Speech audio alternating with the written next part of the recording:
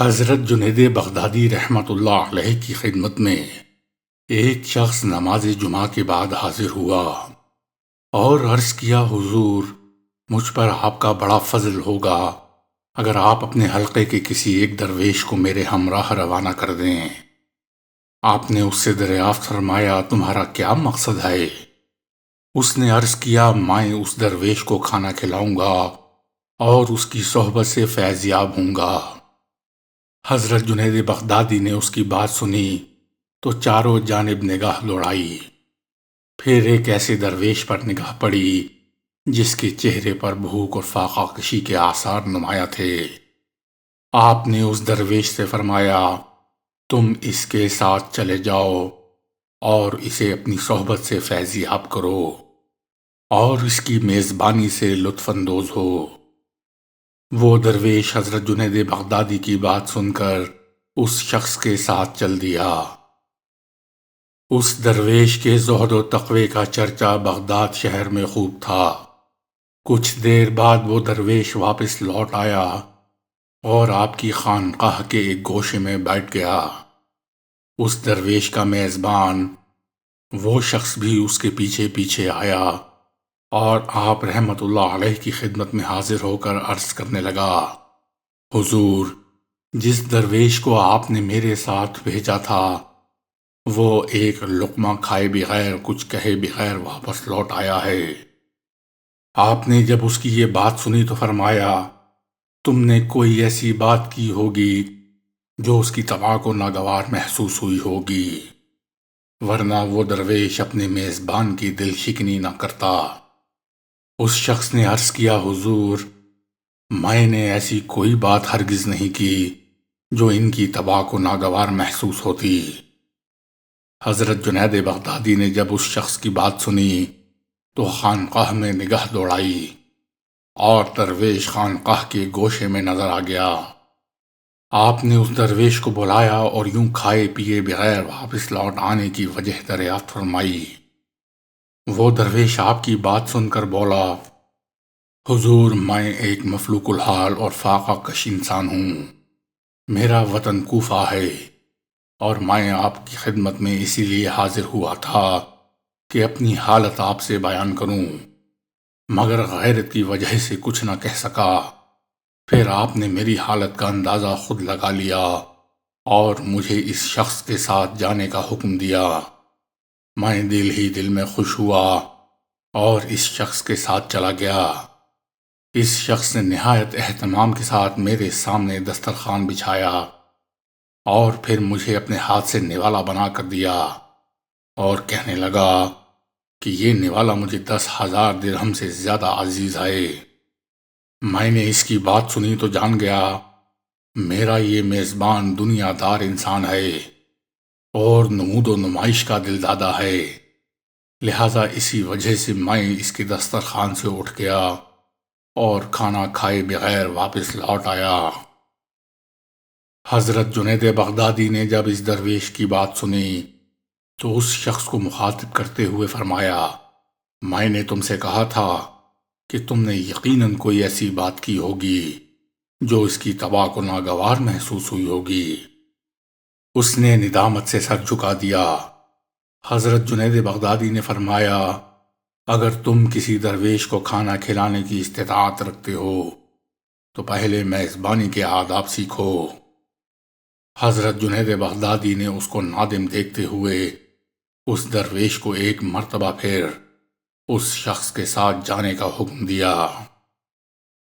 حضرت جنید بغدادی اپنے مریدوں پر خصوصی نگاہ رکھتے تھے۔ آپ کا ایک مرید بصرہ میں مقیم تھا اور نہایت گوشۂ نشینی کی زندگی بسر کر رہا تھا۔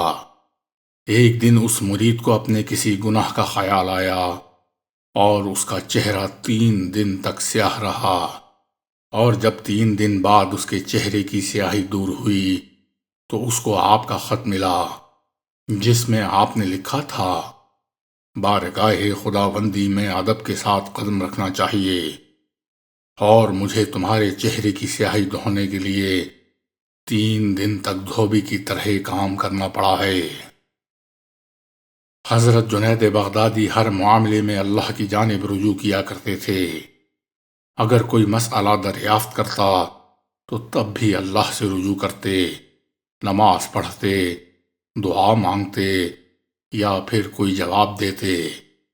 آپ کا رجوع بارگاہ خداوندی سے ہی ہوتا۔ کسی نے آپ سے پوچھا کہ یہ بزرگی کیسے عطا ہوئی؟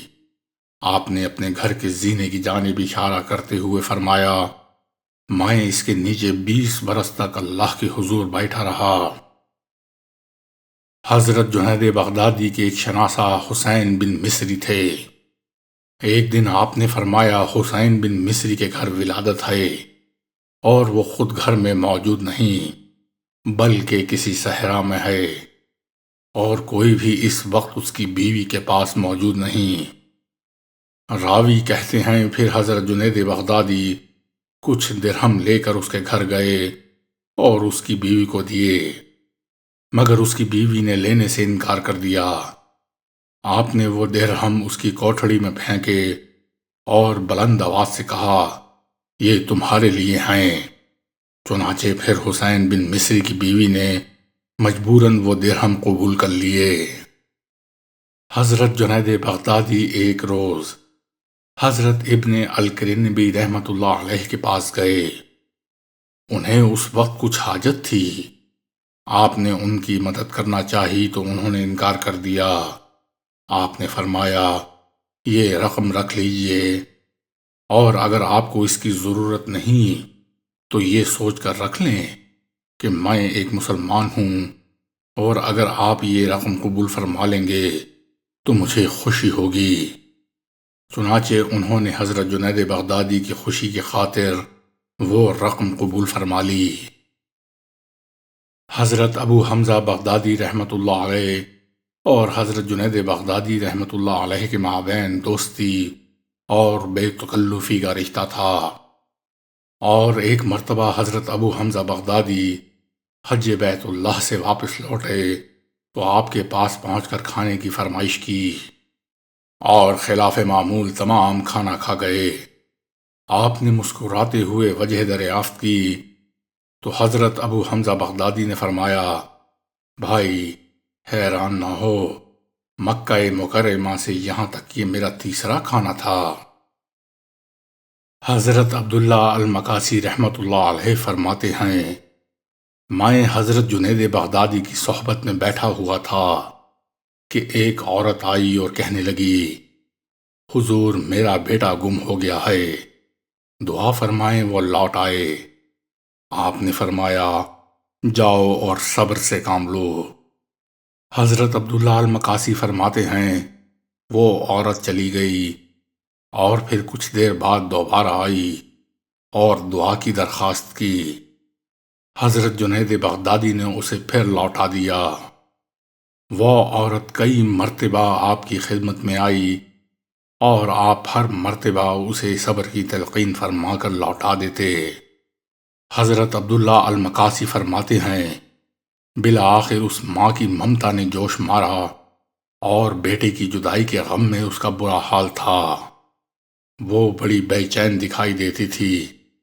اس نے آپ سے کہا، حضور مجھ میں اب صبر کتاب باقی نہیں رہی، اللہ کے حضور دعا فرمائیں۔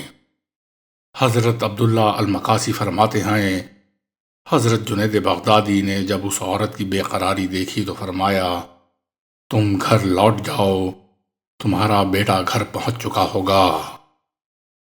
حضرت عبداللہ المقاسی فرماتے ہیں کہ وہ عورت گھر گئی تو یہ دیکھ کر حیران رہ گئی کہ اس کا بیٹا واقعی گھر پہنچ چکا تھا۔ وہ حضرت جنید بغدادی کی خدمت میں دوبارہ حاضر ہوئی اور شکریہ ادا کیا۔ آپ سے پوچھا گیا کہ آپ کو کیسے علم ہو گیا تھا کہ اس کا بیٹا گھر لوٹ آیا ہے؟ آپ نے فرمایا، اللہ کا فرمان ہے، یعنی اللہ کے سوا کون ہے جو بے قرار کی دعا قبول کرتا ہے جبکہ وہ اس کو پکارتا ہے اور اس کی تکلیف کو دور کرتا ہے۔ حضرت جنید بغدادی فرماتے ہیں، ایک دن میں حضرت سری سختی کے پاس گیا تو میں نے ایک شخص کو بے ہوش دیکھا۔ میں نے پوچھا اسے کیا ہوا؟ حضرت سری سختی نے فرمایا اس نے اللہ کی کتاب کی ایک آیت سنی ہے۔ میں نے عرض کیا وہ آیت اس کے سامنے دوبارہ پڑھی جائے۔ چنانچہ وہ آیت دوبارہ پڑھی گئی اور اس شخص کو افاقہ ہو گیا۔ آپ نے پوچھا تمہیں یہ بات کہاں سے معلوم ہوئی؟ میں نے عرض کیا حضرت یوسف علیہ السلام کی قمیص کی وجہ سے ہی حضرت یعقوب علیہ السلام کی بینائی گئی، اور پھر اسی قمیص کی وجہ سے ان کی بینائی لوٹ آئی تھی۔